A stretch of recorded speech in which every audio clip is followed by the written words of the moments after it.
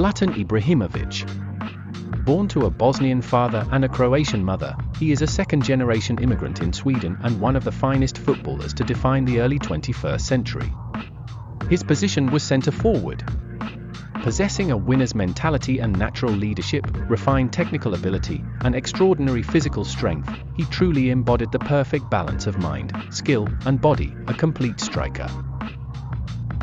In addition to his prolific goal-scoring, Zlatan was also known for his altruistic style of play. Despite his unmistakably regal and dominant personality, he often brought the best out of his teammates, making him a number 9 who could play like a number 10. In recent years, players such as Luis Suarez, Karim Benzema, and Harry Kane could be seen as similar in type. Ibrahimović was also well known for his bad boy persona. Growing up in Rosengård, a district in Malmö, southern Sweden, known for its large immigrant population and rough reputation, he inevitably became what he himself would later call a troublesome youth. Football has seen many so-called problem children, but only a handful have ever truly succeeded. Most have seen their careers ruined by poor behavior, from strained relationships and disciplinary issues to a lack of self-control that led to recurring injuries. In Ibrahimovic's case, however, things were different. His success can be credited to his sharp ability to recognize the key turning points in his career, and, just as importantly, his willingness to listen, even to harsh criticism or uncomfortable advice. That, perhaps more than anything else, was the secret to his triumph. At the age of 6, young Zlatan discovered street football, and by 13 he had joined the youth academy of Malmö FF, the leading club in his hometown. In 1999, Ibrahimović was promoted to Malmö's first team and made his debut in Sweden's top division. However, as a teenager, opportunities were limited, and he struggled to make an impact in his debut season. To make matters worse, Malmö endured a dreadful campaign that year and were relegated to the second division. With key players leaving one after another, Zlatan found himself unsure whether to stay or move on. At that moment, José Borge, Malmö's sporting director at the time, persuaded him to remain with the club. He told Zlatan, with the team dropping to the second division and senior players departing, "We'll be building around the younger lads, you'll get far more chances to play." Showing remarkable maturity, Ibrahimović assessed the situation calmly, took Borge's advice to heart, and decided to stay at Malmö. That decision would prove to be the first crucial step towards his illustrious career. Now a regular starter, Ibrahimović went on to score 12 goals in 26 league appearances, helping Malmö to a second-place finish in the second tier and securing the club's return to the top flight. His performances attracted attention from across Europe, with clubs such as Arsenal, Ajax and AS Monaco all expressing interest. Ultimately, on the 1st of July, 2001, he signed for Ajax in a record deal for both Malmö and a teenage player, a remarkable €7.8 million. When Ibrahimović first joined Ajax, he struggled to adapt to the team's tactical system and spent much of his time on the bench. Frustrated and unsure of himself, he sought advice from a man who was, at the time, working as an assistant coach with Ajax's youth team, Marco van Basten. A living legend, Van Basten had been a prolific striker for Ajax, AC Milan, and the Dutch national team. At the time, Zlatan was being criticized by both head coach Co Adriaans and sporting director Louis van Gaal for not contributing enough defensively. Even when he tried to follow the manager's instructions, the goals just wouldn't come, leaving him increasingly disheartened. So, he turned to Van Basten for guidance. What he received was unexpected. "You don't have to do everything the manager says." "What?" Zlatan replied in disbelief, but Van Basten went on. "Don't waste too much energy defending. Your job is to score goals, that's how you help the team. Save your strength for when the chance comes." Later, when the media began reporting that Fabio Capello's AS Roma were interested in signing him, Zlatan again turned to Van Basten for advice. "What do you think about the rumors of Roma's interest?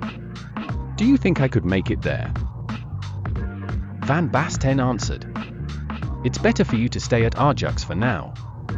there are still things you need to learn as a striker. Italy is tough. In the Netherlands you might get 5 or 6 chances per match, but in Italy you'll only get 1 or 2. The only reason you've had those chances here is because you're in this team. In short, he warned Zlatan that a move to Serie A would be premature. Although injury had forced Van Basten into an early retirement, his record spoke for itself: more than 300 career goals and 3 Ballon d'Or awards. His words carried enormous weight, and Ibrahimović took them to heart. Not long after that, through his close friend and Ajax teammate Maxwell, Ibrahimović was introduced to Mino Raiola, a FIFA-licensed football agent. Zlatan had been looking for an agent after suffering a bitter experience when moving from Malmo to Ajax.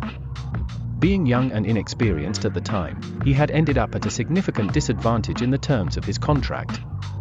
In 2002, he arranged to meet Raiola for the first time at a Japanese restaurant in Amsterdam. Wanting to make an impression, and perhaps to avoid looking weak, Zlatan turned up in an expensive Gucci jacket, a luxury watch, and arrived in a Porsche. But Raiola, already a shrewd operator who had seen countless young footballers before, immediately saw through the bravado. During the meal, where Raiola reportedly ate enough sushi for 5 people, he laid for sheets of paper on the table in front of Zlatan. They listed the statistics of 3 top Serie A strikers at the time, alongside Zlatan's own. Christian Vieri, 27 games, 24 goals. Filippo Inzaghi, 25 games, 20 goals. David Trezeguet, 24 games, 20 goals. And finally, Zlatan Ibrahimović, 25 games, 5 goals. Raiola looked him in the eye and said bluntly, "Do you really think I could sell you with numbers like these?" It was a brutal truth. Even in the less competitive Dutch Eredivisie, Zlatan's record was underwhelming. All he could do was bluster, replying, "If I'd scored 20 goals, even my mum could have sold me, I wouldn't need you." Raiola pressed on.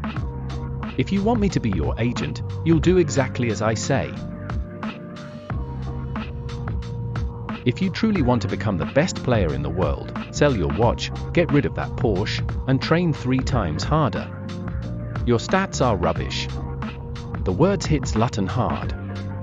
His pride was wounded, but once he cooled down, he realized Raiola was right. A few days later, Ibrahimović officially signed with Raiola. And he followed the man's advice to the letter. He gave Raiola the Porsche, swapped his luxury watch for a cheap Nike one, and threw himself into training with relentless intensity. In his autobiography I Am Zlatan, he later reflected, "I thought I was cool, but I'd become too easily satisfied. My standards had dropped. I was completely wrong. I wasn't scoring enough. Van Basten was right. Mino was right. I just wasn't working hard enough." Raiola had seen straight through him, a talented young player who had lost his hunger before achieving anything. His tough words reignited Zlatan's drive.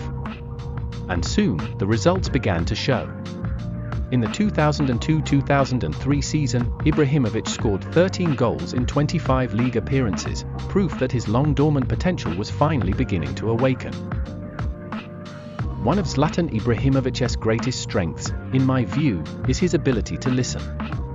He has the humility to take advice, even harsh criticism, from those he trusts. And importantly, those mentors always back their words with numbers, giving their guidance objectivity and weight. In that sense, Zlatan was fortunate to cross paths with the right people at the right time. That, ultimately, is what separates him from the many lost talents who stuck stubbornly to their own way, and squandered their gifts in the process.